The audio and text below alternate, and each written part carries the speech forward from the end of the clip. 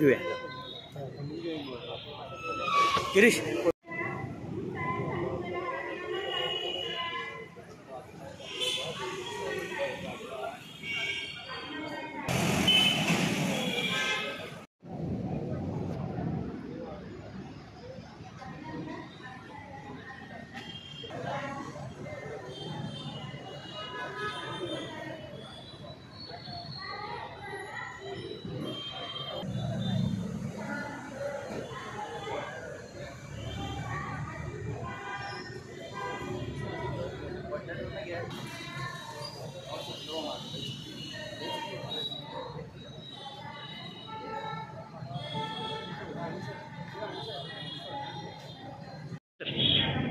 आज सांगलीचे लोकप्रिय आमदार सुधीरदादा पाटील यांच्या हस्ते महानगरपालिका क्षेत्रातील वृक्षगणनाची सुरुवात करण्यात आली आहे. त्यामध्ये 9 फुटापासून जेवढे पण झाडं आहेत त्याचे बुडेट झाडाच्या सगळ्याचे सर्वेक्षण करण्यात येणार आहे. त्यामध्ये आमची अपेक्षा आहे की किमान 10 लाख झाडं महानगरपालिका क्षेत्रात असणार आहे.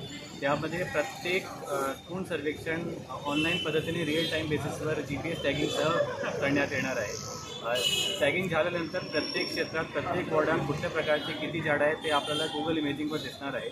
आणि ही सगळी माहिती आपण लोकांसाठी, सांगलीकरांसाठी सुद्धा ओपन ॲक्सेस करून लोकांना बघता आला पाहिजे. लोकांना जे वृक्षप्रेमी आहे, पर्यावरणप्रेमी आहे, त्यांनासुद्धा क्षेत्र शोधता आलं पाहिजे की कुठे कुठे कमी आहे, कुठे त्यांनी महानगरपालिकेचं सहकार्य करण्याची गरज आहे. त्याप्रमाणे ते सुद्धा तो डेटा ॲक्सेस करू शकतील.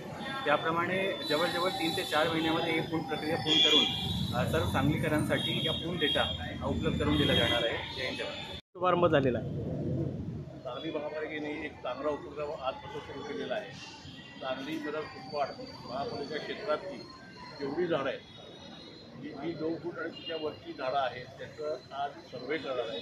प्रत्येक झाड हे रजिस्टर केलं जाईल, त्याची ठिकाण रजिस्टर केलं जाईल आणि त्याचं GPS मॅपिंग त्याचं केलेलं आहे.